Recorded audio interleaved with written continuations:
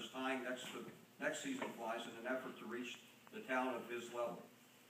The Commission's recognition of Mr. Meck certainly does not mark a closure of his time with the magazine, as he has plenty more articles in him to offer.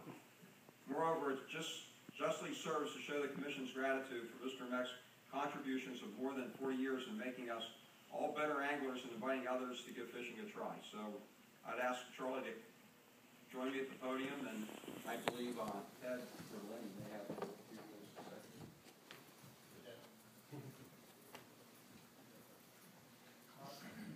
Just wanted to speak on behalf of the magazine, primarily Spring Gerhardt, the editor, and Jeff Decker, who does the graphic design work and such. I've been around the angler for quite a while, and Mr. Meck's work has certainly been a stellar part of the magazine.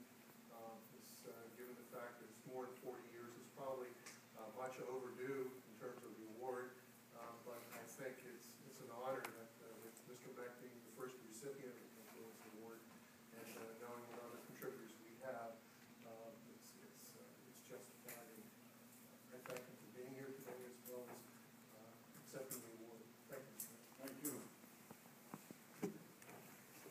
Well, just briefly, although this award goes specifically for the angler and boater, which is certainly well deserved, I think Charlie's efforts have gone far and above and beyond that.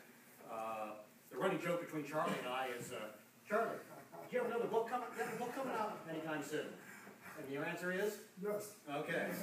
That's been the answer for like 30 years. It never changes. So, he's probably the most prolific fly fishing writer in the world, as far as books and magazines, the national and international acclaim.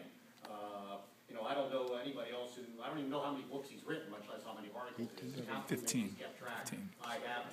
As an outdoor writer myself, I can really appreciate the effort and the time and the magnitude of effort that goes into creating that kind of material on a regular basis. And those of you that don't do it don't know how hard and difficult that is, and I have some idea, even though my efforts are far pale in comparison to Charlie's.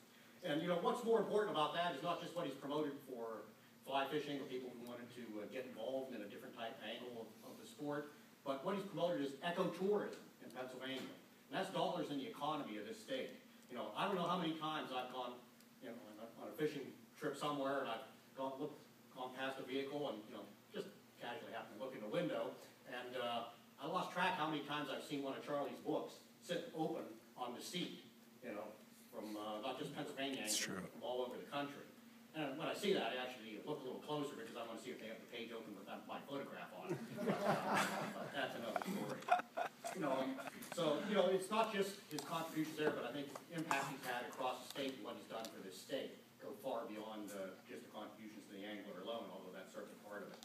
And on top of that, he's a really nice guy, and he's always willing to share anything he has with anybody at any time. And for all of that, it's our honor to present Charlie with the inaugural Pennsylvania Angler and Boater Confluence Award. And one other quick note is that actually, where I come from in Somerset County, we have a town called Confluence where there's 3 trout streams come together. And Charlie's been to that town, so it's more appropriate than you might think. So congratulations, Charlie.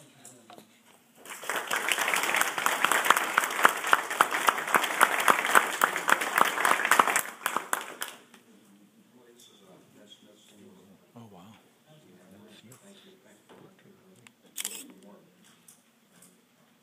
I think I have another book or two in my computer. Len will ask every time, as he said, how many are you working on another book? And I say, yeah. And I always have 1 or 2 in the computer ready to go. And when I retired from Penn State, I walked into my boss at age 54, and he said, what do you want today? And I said, I'm going to retire in a month. He said, you can't retire at age 54. He said, what the devil are you going to do with the rest of your life? And I looked at him and said, I'm going to write. He said, write what? And I said, write books. Books on what? I said, fishing. He looked up at me very seriously and said, you'll never make it. That was all I needed to hear. It was a challenge the rest of my life. So I saw him, by the way, last year. And the first thing I did, I said, John, I've written 15 books. And he goes by, he said, oh, that's okay. He said, I've been invited to the Olympics as a special coach. And you always had a top. And just to end, I'm getting a lot of awards now. I think probably I'm near the end of my life. I got so many awards. Last year I was at Spruce Creek Rod and Gun Club fishing overnight. We stayed there and got up in the next morning, started to brush my teeth, and I couldn't see the toothbrush. And I looked, I thought, what's going on? Did I have a stroke overnight? Probably did. I go get my luggage, take it out down the steps in the back door. I fell down the last step. I couldn't see it. I fell out the door, hit my head in the concrete, walked to my car, and I thought, how am I going to drive home? I can't see. I'm blind. And I felt for the keyhole in the car, and I thought, God, I finally found it. Now, how am I going to drive? Well, just at that time, two of the guests who stayed was this Walt Cartner and Bob Budd. Walt Cartner comes running out and said, Charlie, you're wearing my glasses. Thank